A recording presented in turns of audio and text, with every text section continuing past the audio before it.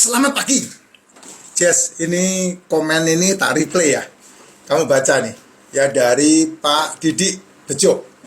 Efek dari vaksin COVID-19 gimana Pak Jess? Saya enggak pernah kasih komentar ini ya Jess. Saya enggak mau ikut-ikutan masuk media. Saya enggak mau ikut-ikutan tolol saya. Ya, gini. Saya tanya aja langsung ke Pak Didi. Pak Didi disuntik vaksin enggak? Divaksin apa ketika COVID kemarin? Itu aja pertanyaan saya. Dan setelah disuntik itu reaksinya apa di tubuhnya Bapak? Apakah Bapak terus terdeteksi dengan elit global? Apakah Bapak langsung menjadi sasaran tembak elit global seperti yang ditakut-takutkan itu? Ya, bermasalah enggak? Ya, vaksin COVID tahu semua ya, ada Pfizer, ada apa-apa itu ya. Kejadian-kejadian yang terjadi itu bisa terjadi, tapi bukan itu akibat yang terjadi dengan vaksin tersebut. Jadi ada banyak kejadian-kejadian langka yang terjadi karena vaksin, tapi tidak dari 1000 belum tentu satu. Itu yang terjadi. Contoh, orang divaksin terus gagal jantung, orang divaksin terus gagal nafas, orang divaksin terus gagal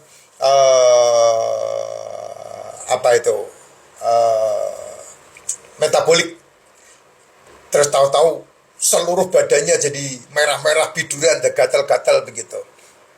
Ya, yang terjadi nih dalam efek dari orang-orang yang kena masalah vaksin ya, ada terjadi peradangan, dan itu pasti di dalam, bisa di jantung, bisa di ginjal, bisa di yang berhubungan dengan aliran darah, bisa di otak gitu. Tapi ini bisa dianulir atau bisa diatasi. Jadi tidak ada masalah. Dan suaranya gemanya sampai menembus langit. Nah, itu yang membuat siapa? Ya media, ya. Terus kemudian ketika disuntik vaksin pernah terjadi apa itu? Darahnya beku.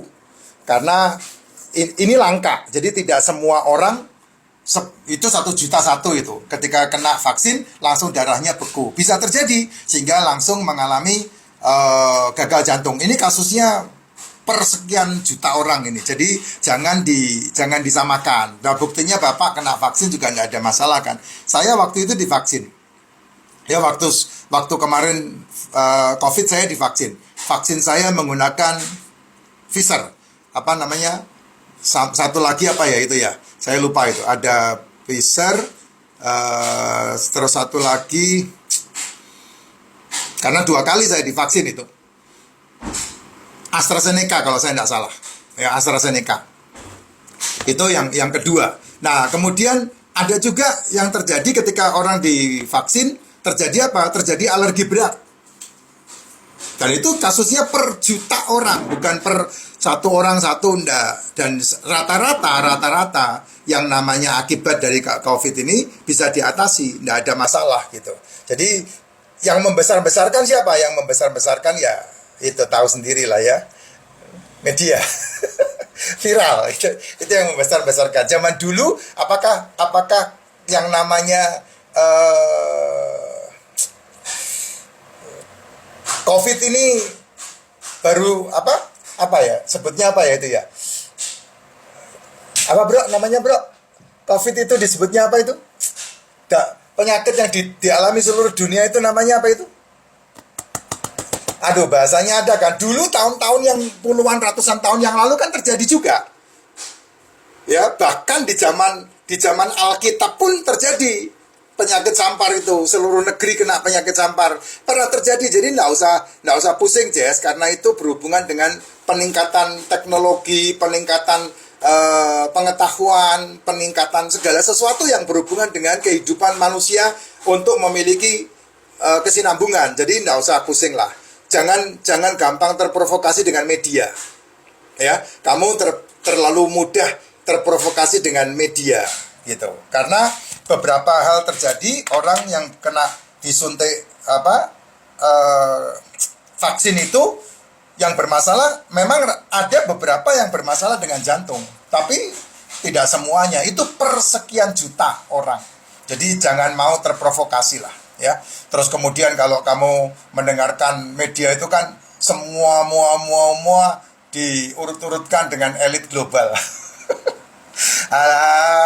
Ngurusin tetanggamu aja nggak pusing, nggak berhenti Jess, ngapain ngurusin elit global? Bertanggung jawablah untuk hidupmu saja. Biar urusan-urusan global pemerintah yang menjalankannya. Jadi kamu jangan ikut campur dengan urusan pemerintah ketika kamu nggak ngerti tentang urusan pemerintah. Sehingga nanti mulut kita ini akan kembali kepada kita karena kita berbicara tentang yang kita tidak tahu, lalu kita ikut-ikutan bicara. Sehingga nanti itu akan berbalik kepada kita. Ingat loh, dalam dunia ini ada hukum namanya tabur tuai.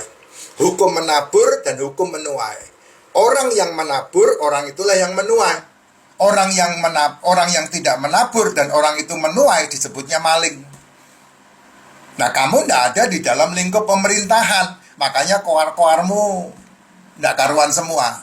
Ya, kenapa ketika kamu duduk di kursi pemerintahan, kamu tidak mau koar-koar, kamu tidak mau memperbaiki? Nah, itu kan yang koar-koar sekarang itu kan orang-orang yang dulu semuanya rata-rata pernah duduk di dalam elit. Mereka semua pernah duduk menjadi orang-orang yang mendapatkan jabatan. Nah, ketika mereka tidak bisa bertanggung jawab tentang jabatannya itu, berarti kan mereka tidak bisa bekerja. Nah, sekarang mereka berkoar-koar. Kamu yang nggak ngerti apa-apa jadi pengikutnya. Maaf ya, kamu orang paling tolol di muka bumi. Gitu. Kenapa ya? Kamu nggak ngerti. Kenapa mereka dipecat? Kenapa mereka tidak dipakai lagi dalam pemerintahan? Buktinya kalau kamu mau melihat apa yang benar-benar terjadi dalam dunia pemerintahan, ya kamu lihat aja presiden-presiden kita ini kerjanya kayak apa aja, kan itu semuanya meninggalkan jejak. Kan kamu bisa lihat di situ. Nah, itu yang dikerjakan sama pemerintah. Pemerintah ini kan bertanggung jawab atas satu bangsa, satu negara. Ya, bukan sekelompok, secuil aja. Nggak seperti itu, Pak. Ya, jangan mau terprovokasi. Jadi demikian juga dengan apa yang diberikan, apa yang dibuat pemerintah untuk negaranya, untuk bangsanya. Pasti dilakukan yang terbaik untuk rakyatnya. Gitu. Ya, kecuali koruptor-koruptor itu kan. Yang bermasalah kan mereka-mereka itu. Gitu. Kalau mereka-mereka itu ya percayakan sama bangsa negara ini aja. Percayakan sama pemerintah aja. Ujungnya mereka akan menuai sendiri kok. Beneran. Kamu lihat ya koruptor-koruptor itu. Ujungnya mereka akan menuai sendiri. Jadi kamu nggak usah ikut sibuk untuk yang bukan urusan kamu. Karena kalau kamu nanti ikut sibuk, kamu tidak punya apa-apa, yang bela kamu tidak ada. Yang bela kamu tidak ada. Kamu loh diciduk, langsung diem semuanya. Tidak ada yang bela kamu. Ngapain kamu ikut koar-koar? Gitu. Berpolitiklah yang baik, berpolitiklah yang santun, berpolitiklah yang waras. Jangan berpolitik seperti orang gila. Jangan. Percaya sama saya, jangan. Karena apa? Kamu tinggal di negara ini punya pemerintahan, dan kalau kamu menjalankan kehidupan kamu, jalankanlah kehidupan kamu sesuai dengan apa yang pemerintah mau kita menjalankannya. Udah itu aja. Yang lain serahkan sama pemerintah. Pemerintah itu hambanya Tuhan. Jangan dilawan. Dikritik boleh, tapi kamu bisa memberi solusi atau tidak. Kalau kamu tidak bisa memberi solusi, ya sudah, tidak usah. Ngonten kayak saya aja. Buat mereka yang mau dengerin, mereka akan mendapatkan kesehatannya. Buat mereka yang tidak mau dengerin, kan mereka sendiri yang menjalankan kehidupannya. Kan selesai, sebatas itu saja. Jadi lakukanlah di wilayahmu, di daerahmu, di tempatmu, sesuai dengan apa yang kamu bisa lakukan. Sehingga kamu bisa mendapatkan berkah untuk dirimu, dan menjadi berkah buat orang-orang sekelilingmu. Dan kamu tidak bisa menyenangkan semua orang, percaya sama saya. Kamu tidak bisa membahagiakan semua orang. Tetapi kamu bisa membuat dirimu bahagia karena orang itu. Kamu tidak bisa ngusir burung terbang di udara, tapi kamu bisa menepisnya ketika dia hinggap di atas kepalamu. Selesai. Kan itu filosofinya. Sehingga kalau kamu melihat filosofi ini, ya nikmat hidupmu, tidak akan bermasalah. Gitu ya. Just banget, Pak. Ya, nikmatin aja, udah disuntik kan. Kalau udah disuntik, tidak usah pusing. Kalau kamu belum disuntik, ya itu kamu boleh pikir-pikir, saya tidak mau nah gitu. Ya, sama seperti kamu bayi, kan kamu diimunisasi. Ya kalau emang udah diimunisasi mau diapain lagi? Ya sudah, terima aja. Gitu. Tapi boleh nggak kalau bayi tidak diimunisasi, Pak? Ya kalau kesehatan kamu mumpuni, makanan kamu mumpuni, kenapa tidak? Gitu aja, kan simple. Kenapa diimunisasi? Karena dulu pernah terjadi hal seperti itu, sehingga kamu diwanti-wanti supaya tidak terjadi lagi. Ya, imunisasi yang kamu terima itu. Jos. Gitu loh maksudnya.